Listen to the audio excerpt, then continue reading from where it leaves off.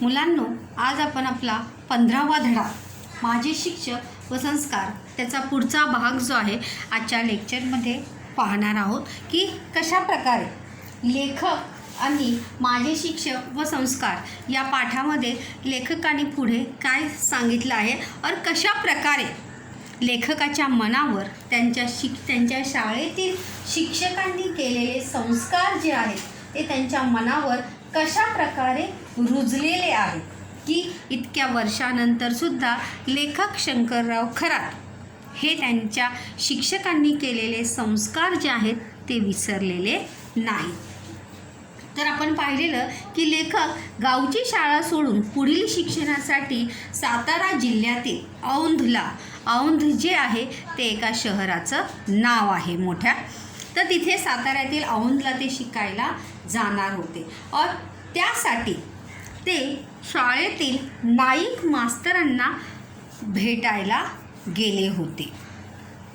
तर देखिए त्यानंतर काय झालं आपण पाहूया की औंधला शिकायला जाणार म्हणून श्री नाईक मास्तरांना भेटलो. लेखक कोणत्या मास्तरांना भेटले? नाईक मास्तरांना. कोणत्या मास्तरांना भेटले? नाईक मास्तरांना ते भेटले. आणि शाळेचे हेडमास्टरसुद्धा कोण होते? नाईक मास्तर होते.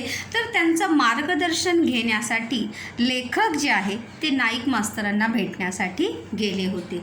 त्यांनी मला योग्य असं मार्गदर्शन केलं. योग्य म्हणजे सही आणि योग्यचा विरुद्धार्थी शब्द होणार आहे अयोग्य. मार्गदर्शन म्हणजे समुपदेशन.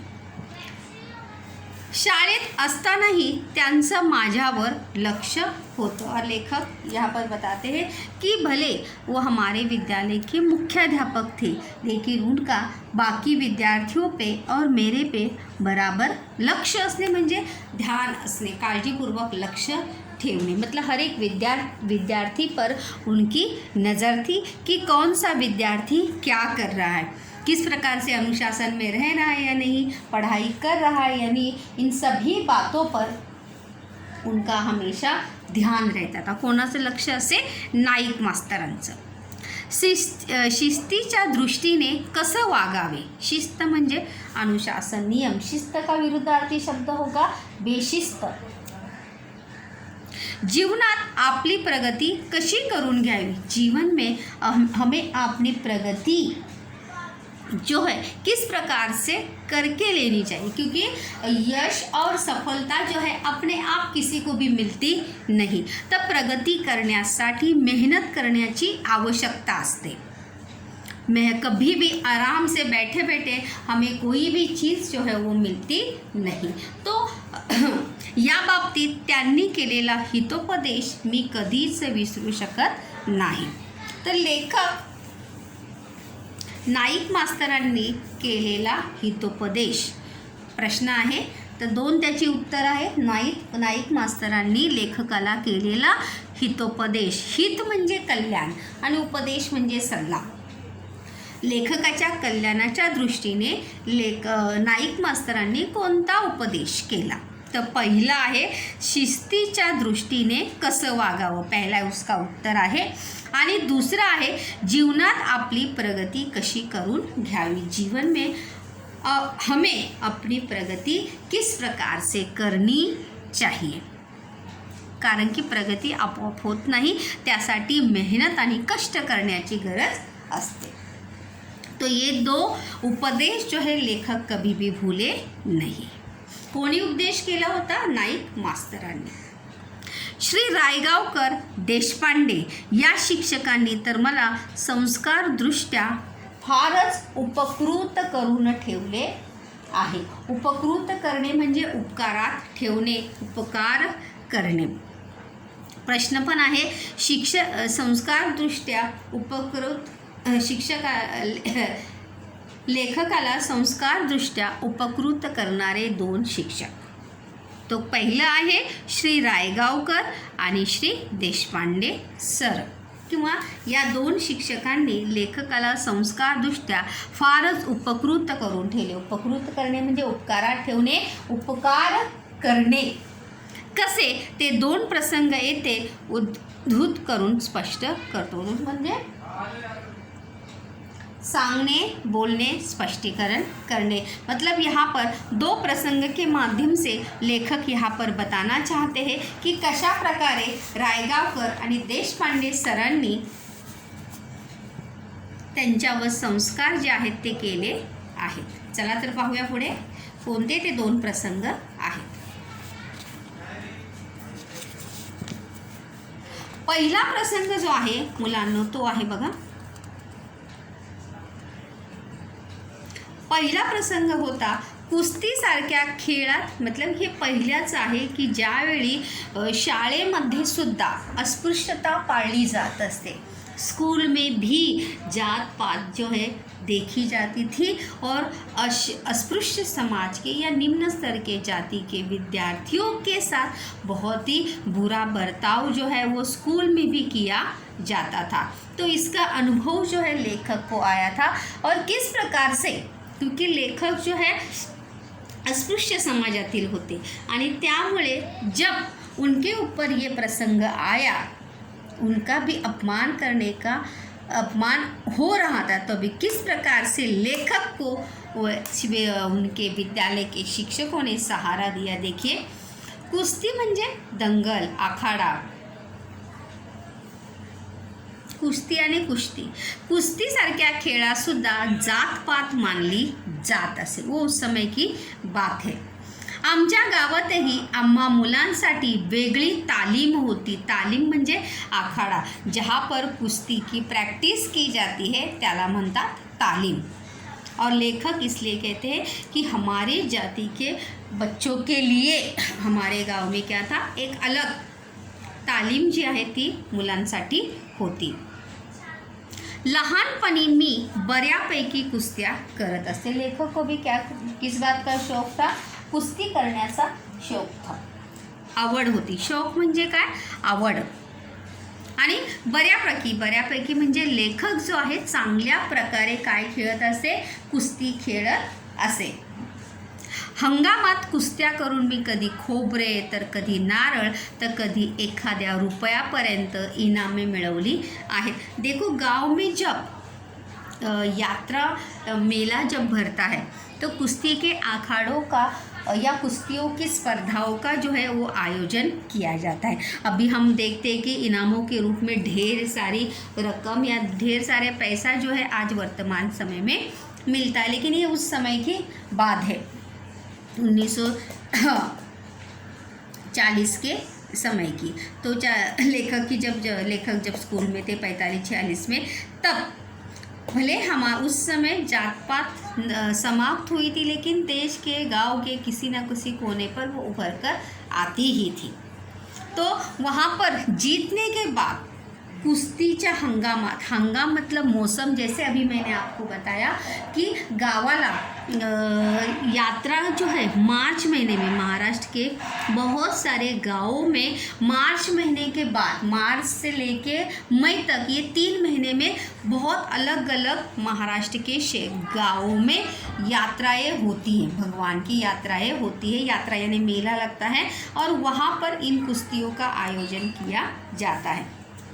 तो लेखक तर बघा, प्रश्न पण आहे की हंगामात कुस्त्या करून लेखकाने काय कोणत्या गोष्टी मिळवल्या, तर 3 आहेत, कधी खोबरे तर कधी नारळ तर कधी एखाद्या रुपयापर्यंत इनामे। इनाम म्हणजे बक्षीस। देखिए, उस समय 1 रुपया भी बहुत ज़्यादा होता था। 1 रुपयाचं बक्षीस मिळणं हे सुद्धा काय होतं, खूप महत्त्वाचं होतं, बहुत। तर प्रश्न पण आहे, लेखकाला कुस्त्यात मिळालेली इनामे, पहिलं आहे खोबरे, दुसरं आहे नारळ, तिसरं आहे 1 रुपया आणि चौथं आहे पटका।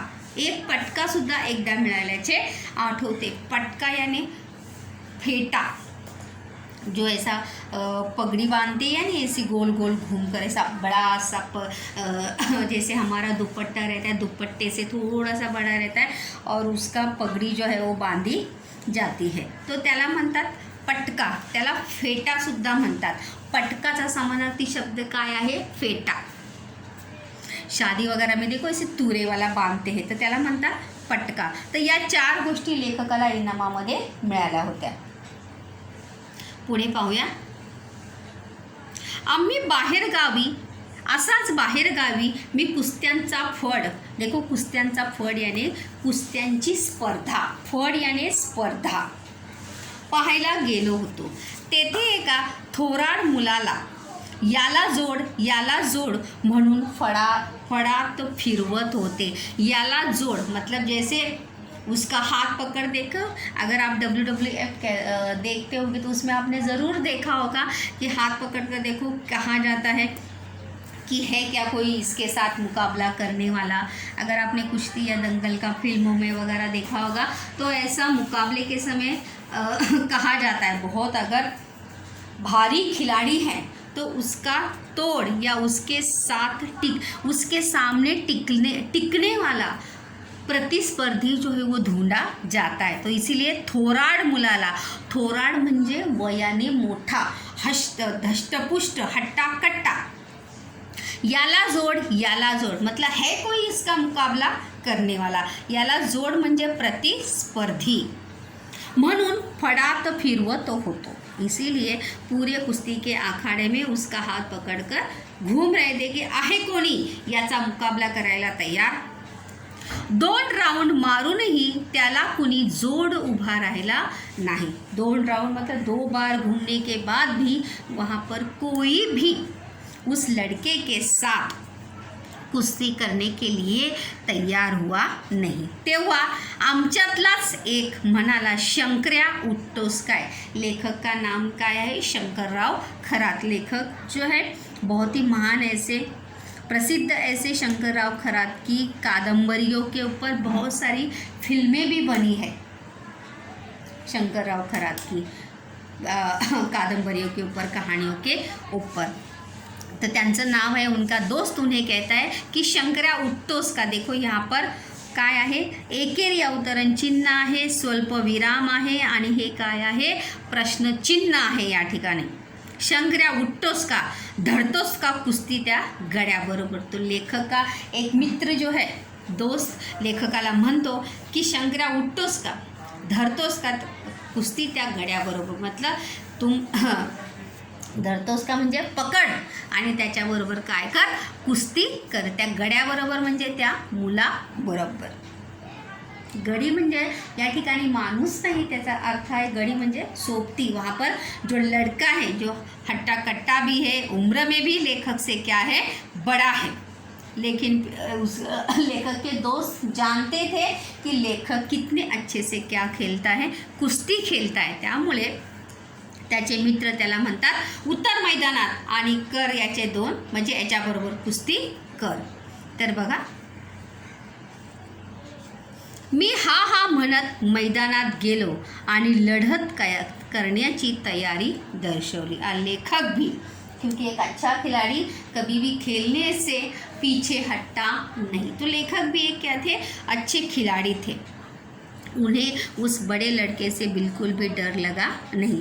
और हाँ कहते हुए अपने दोस्त की बात मानते हुए लेखक ने उस प्रतिस्पर्धी के साथ, उस लड़के के साथ कुस्ती करने की तैयारी दिखाई. तयारी दाखवणे मतलब हामी भरणे. वाक्यप्रचार आहे, अर्धविराम. पण मला कुणीतरी ओळखले आणि हटकले. बघा, इथून महत्त्वाचा प्रसंग आहे.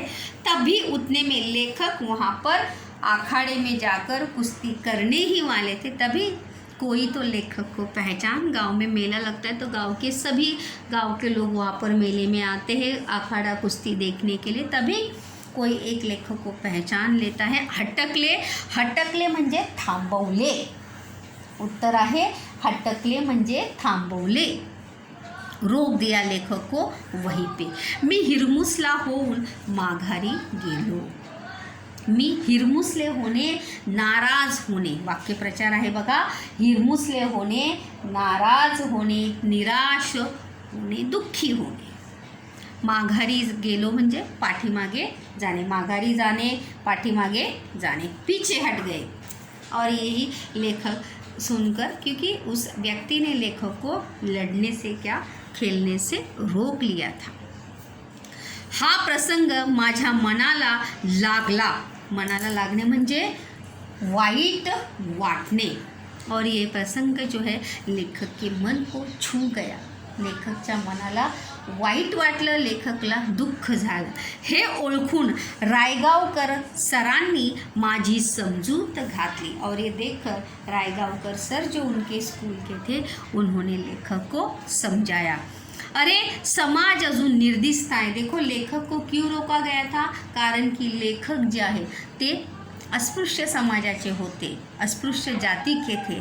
इसीलिए अस्पृश्य उस समय भी गांव में बहुत, जैसे मैंने अभी कहा कि त्यावेळी सुद्धा भले जात पात खत्म हुई थी, लेकिन कहीं ना कहीं लोग जो है अपनी जात को लेकर उभर कर आते थे और ऐसे अस्पृश्य समाज के लोगों के साथ गैरवर्तन करते थे. अरे समाज अजून निद्रिस्त आहे. निद्रिस्त म्हणजे झोपलेला आहे.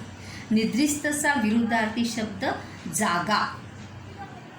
निद्रिस्तचा समानार्थी शब्द झोपलेला. अभी समाज सोता है क्या? नहीं. समाज अजून निद्रिस्त आहे म्हणजे समाजाचे डोळे अजून उघडलेले नाही, असा त्याचा अर्थ आहे. खेळात मैदानात जात न पाहता कौशल्य पाहावे. और खेल के मैदान में जात न देखते हुए क्या देखनी चाहिए? खिलाड़ी की कुशलता देखनी चाहिए. क्या देखनी चाहिए? खिलाड़ी की कुशलता देखनी चाहिए. हे अजून त्याला नीट समजलेले नाही. कोणाला समजलेले नाही? समाजाला समजलेले नाही. पण एक दिवस असा येईल की हे सारे नष्ट होईल. लेकिन एक दिन ऐसा ज़रूर आएगा कि ये सब क्या होगा? खत्म होगा. हे संपूर्णपणे पूर्णपणे काय होणार आहे? संपणार आहे. तुम्हालाही खेळात स्पर्धेने मानाने बोलावले जाईल. और तुम्हें भी स्पर्धा में या खेल में किसी भी कंपटीशन में तुम्हें मान सम्मान के साथ क्या होगा? बुलाया जाएगा. ये प्रश्न का उत्तर है की लेखकाची समजूत रायगावकर सरां घालताना व्यक्त केलेले सकारात्मक विचार. मतलब लेखक जो है दुखी हुआ था. लेखक के मन में नकारात्मक विचार आ रहे थे कि मानो उस प्रसंग के बाद लेखक कुश्ती खेलना छोड़ देते, तो उसके मन से नकारात्मक भावना निकालने के लिए समझाते हुए पहिलं उत्तर आहे की समाज अजून निद्रिस्त आहे. हे पहिलं उत्तर आहे त्याचं. दुसरं काय येणार आहे? खेळात मैदानात जात न पाहता कौशल्य पावे. खेल के मैदान में जात न देखते हुए क्या देखनी चाहिए? खेल का कौशल्य देखना चाहिए. हे अजून त्याला नीट समजले नाही. मतलब समाज कोई अभी तक समझ में आया नहीं. एक दिवस असा येईल की हे सारे नष्ट होईल. हे तिसरा उत्तर आहे. चौथा आहे तुम्हालाही खेळात स्पर्धेत मानाने बोलवले जाईल. मानाने म्हणजे आदर के साथ आपको भी वहाँ पे खेल में सम्मिलित होने का अवसर जरूर मिलेगा. मानचा विरुद्धार्थी शब्द आहे अपमान. हे पहिलं, हे दुसरं आणि हे तिसरं आणि हे चौथं. तर अशा प्रकारे 4 उत्तरं त्याचीही आहेत. तर हा झाला पहिला प्रसंग. मतलब लेखक के नकारात्मक मन को लेखक के नकारात्मक विचारों को रायगावकर सर ने लेखक के मन से पूरी तरह से निकालकर बाहर किया था और लेखक के अंदर सकारात्मक विचार निर्माण किए. देखिए, हार मत मानो, क्योंकि अगर लेखक इस बात को दिल पर लेते तो क्या पता उस दिन के बाद से लेखक खेलना ही छोड़ देते. तो इसीलिए लेखक के जीवन में रायगावकर सर का बहुत ज़्यादा महत्व है. असाच एक दुसरा प्रसंग. शिमग्याच्या धुळवडीला आमच्या वस्तीतील, शिमगा म्हणजे होळी. शिमगा म्हणजे काय? होळी, रंगाची होळी. त्याला रंगपंचमी सुद्धा म्हणतात. धुळवडीला आमच्या वस्तीतील, वस्ती म्हणजे बघा अस्पृश्य अभी भी अगर आप देखेंगे तो आपके गांव वगैरह में, अभी भी गांव में अगर देखेंगे तो अस्पृश्य समाज के लोगों के घर जो है गांव के एक साइड में, एक कॉर्नर में हमें देखने को मिळते हैं आणि त्याला म्हणतात वस्ती. काय म्हणतात? वस्ती. वस्तीतील प्रौढ़ वर्गात, प्रौढ़ वर्गा मतलब उस समय प्रौढ़ साक्षरता का अभियान जो है वो शुरू हुआ था और रात के समय वहाँ पर बड़े लोगों को पढ़ाने के लिए बड़े लोगों को पढ़ाया जाता था. प्रौढ़ म्हणजे वयाने मोठे. प्रौढ़ वर्गात तमाशाचा फड उभा राहिला और उस समय तमाशाचा फड म्हणजे तमाशा जिसमें लावणी वगैरह सब होता है त्याला म्हणतात तमाशा. फड म्हणजे तमाशाचा नाटक. त्या दिवशी प्रौढ़ साक्षरतेचा वर्ग बंद होता और धुलवड़ की छुट्टी होने के कारण, होली की छुट्टी होने के कारण प्रौढ़ साक्षरता के वर्ग को, क्लास को क्या थी? छुट्टी थी, अर्धविराम थे. पण रायगावकर मास्तरांना यांची कल्पना नसल्याने ते नेहमीप्रमाणे वर्गाला भेट द्यायला आले. लेकिन रायगावकर मास्तरांना, गुरुजींना इस बात का ध्यान नहीं था या उन्हें इसके बारे में मालूम नहीं था, इसलिए वो वहाँ पर भेंट डायला यानी पढ़ाने के लिए, देखने के लिए कि किस प्रकार से प्रौढ़ साक्षरता वर्ग चल रहा है, पढ़ाई कैसे चल रही है, देखने के लिए वहाँ पर वो आए थे. प्रौढ़ वर्गाच्या कंदिलाच्या प्रकाशात तमाशा चालला होता. वहीं पे प्रौढ़ वर्गाच्या त्या उस कक्षा में क्या चालू था? तमाशा चालू होता. तमाशा म्हणजे एक प्रकारचं नाटक ज्याच्यामध्ये वग, लावणी वगैरे सगळं असतं. हे पाहून रायगावकर चटकन परत फिरले और ये देखकर रायगावकर सर पीछे हटते हैं, पीछे चले जाते हैं. त्यांना पाहताच मी त्यांना आडवा गेलो. आडवा जाने मतलब उनका रास्ता रोकना, पुढे उनका आगे जाकर उन्हें रोकना. त्यांना पाहताच मी त्यांना आडवा गेलो. माझी मान खाली झाली होती. माझी मान खाली होणे, शर्म से गर्दन नीचे हो जाना. हे पाहून मास्तर म्हणाले, अरे आज धुलीवंदन, उद्गारवाचक चिन्ह बघा, अरे आज धुलीवंदन, हे चालायचेच. आणि मास्तर तसेच वाटेला गेले. और धुलीवंदन या त्योहार के समय मौज मस्ती करना, गाना बजाना, नाटक करना, खेलना, ये तो सब चलता ही रहेगा. और लेखक को बिना कुछ कहे रायगावकर सर जे आहे ते तिथून काय होतं?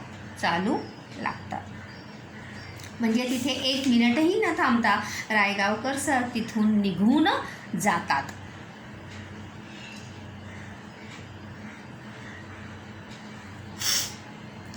मग मास्तर दुसऱ्या दिवशी बोलले, शंकर तू हे ध्यानात ठेव, जिथं प्रौढ साक्षरतेचा वर्ग चालतो, तुम्ही अभ्यास करता त्या विद्येच्या मंदिरात तमाशा कसा उभा. और दूसरे दिन, उस दिन लेखक को कुछ न बोलते हुए गुरुजी मास्टर वहाँ से चले जाते हैं. और दूसरे दिन शंकर को, लेखक को कहते हैं कि ये ध्यान में रखो, हे लक्षात ठेव कि जहाँ पर हम पढ़ते हैं, जहाँ पर हम माता सरस्वती की पूजा करते हैं, पढ़ाई करते हैं, अभ्यास करतो, त्या ठिकाणी त्या विद्येच्या मंदिरात, शाळेच्या मंदिरात तमाशा कसा उभा. जैसे कि मैंने आपको कहा कि वहाँ पर नाच गाना, लावणी वगैरे तमाशामध्ये असते. तर ऐशा शाळेमध्ये हा तमाशा विद्येच्या मंदिरात कसा उभा, हा प्रश्न जो आहे रायगावकर सरांनी केलेला आहे. म्हणजे कुछ न बोलते हुए, कुछ न डांटते हुए, कुछ भी न कहते हुए, एक सिंपल सी बात से रायगावकर मास्तरांनी लेखकाला हे समजवलेलं आहे. सरांनी मला केलेला हा उपदेश मी कधीच विसरू शकत नाही. और सरा म्हणजे प्रत्येक गोष्टीची काय असते, एक जागा असते. म्हणजे तमाशाच्या जागेवर किंवा थिएटरमध्ये आपण शाळा उघडू शकत नाही किंवा शाळा चालवू शकत नाही. त्याचप्रमाणे आपण शाळामध्ये तमाशासुद्धा उभारू शकत नाही किंवा तमाशा करू शकत नाही. ये उपदेश मतलब जिसकी जहाँ जगह है जिस जगह जिस बात के लिए जो चीज़ बनी है वहाँ पर वही होनी चाहिए. नाही तो म्हणजे आपल्या वर्तनाने आपण नेहमीच हे लक्षात ठेवलं पाहिजे. मतलब कोई भी प्रसंग हो, हमें अपना होश जो है वो खोना नहीं चाहिए, क्योंकि हम हमेशा जोश में होश खो देते हैं. तर असं न करता आपण ही गोष्ट नेहमीच लक्षात ठेवली पाहिजे की कधीही उत्साहामध्ये वाईट कोणतीही गोष्ट करू नये. या ठिकाणी सोमताचा प्रश्नसुद्धा आहे की विद्यार्थ्याच्या व्यक्तिमत्व विकासात शिक्षकांची भूमिका महत्त्वाची असते. या विधानाबाबत तुमचे मत सोदाहरण स्पष्ट करा. विद्यार्थी के व्यक्तिमत्व विकास में शिक्षकों की भूमिका महत्वपूर्ण होती है. इस विधान के बारे में आपके विचार व्यक्त कीजिए. त्यानंतर शिक्षक व विद्यार्थी यांच्यातील नातेसंबंधाविषयी तुमच्या संकल्पना स्पष्ट करा. किंवा दुसरासुद्धा तुमच्या जीवनातील असा एक प्रसंग या ठिकाणी सांगा की ज्या प्रसंगी तुमच्या शिक्षकांनी तुम्हाला मार्गदर्शन म्हणजे मार्गदर्शन केले आणि तुमच्या जीवनाला एक वेगळी दिशा किंवा एक नवीन वळण तुमच्या आयुष्याला किंवा जीवनाला लागलं, याबद्दल तुम्ही म्हणजे त्याबद्दल तुम्ही लिहा. असा सुद्धा प्रश्न येऊ शकतो. किंवा शिक्षक आणि विद्यार्थी यांचं वर्तमान नातं जे आहे ते कशा प्रकारे आहे. गुरु शिष्य वर्तमान समय में गुरु शिष्य का नाता या गुरु शिष्य का रिश्ता जो है वो किस प्रकार से है, कशा प्रकारे आहे, यावर तुमचे विचार स्पष्ट करा. किंवा एक आदर्श विद्यार्थी कसा असला पाहिजे, आदर्श विद्यार्थ्याची गुणवैशिष्ट्ये सांगा. त्यानंतर दुसरासुद्धा येऊ शकतो, उतार्यातून जाणवलेली लेखकाची 2 स्वभाव वैशिष्ट्ये. सोशिकपणा आणि समंजसपणा. सोशिकपणा मतलब सहनशीलता आणि समंजसपणा याने अंडरस्टँडिंग. लेखकामध्ये खूप जास्त समजूतदारपणा होता, त्यामुळे लेखक, कारण की जर सहनशीलता जर असेल, समजूतदारपणा जर असेल तर आपण प्रत्येक गोष्टीतून मार्ग काढू शकतो. तर तुम्हीसुद्धा लेखकाप्रमाणेच आपल्या जीवनामधील ज्या ज्या चांगल्या व्यक्ती येतील त्यांनी आपल्याला जे जे मार्गदर्शन केलेले असेल, हमारे जीवन में शिक्षक के अलावा भी, शिक्षक तो मार्गदर्शन करते हैं लेकिन शिक्षक के अलावा हमारे माता पिता या जिन्हें आप अपना आदर्श मानते हैं, जो हमें अच्छे सलाह देते हैं, अच्छा मार्गदर्शन करते हैं, उनके सलाह हो, मार्गदर्शन को, संस्कारों को याद रखते हुए जीवन में एक बेहतर व्यक्ति, पहले बेहतर एक विद्यार्थी और एक आगे जाके एक बेहतर व्यक्ति बनने के बारे में ज़रूर सोचना चाहिए. क्योंकि संस्कार आपल्या जीवनामध्ये फार महत्त्वाचे आहेत. म्हणजे ज्या प्रकारे आपल्यावर संस्कार घडत असतात वैसे ही हम बनते हैं, क्योंकि हमारे ऊपर हमारे संस्कारों का प्रभाव होता है. जैसे लोग होते हैं वैसे ही हमारे ऊपर प्रभाव दिखाई देता है.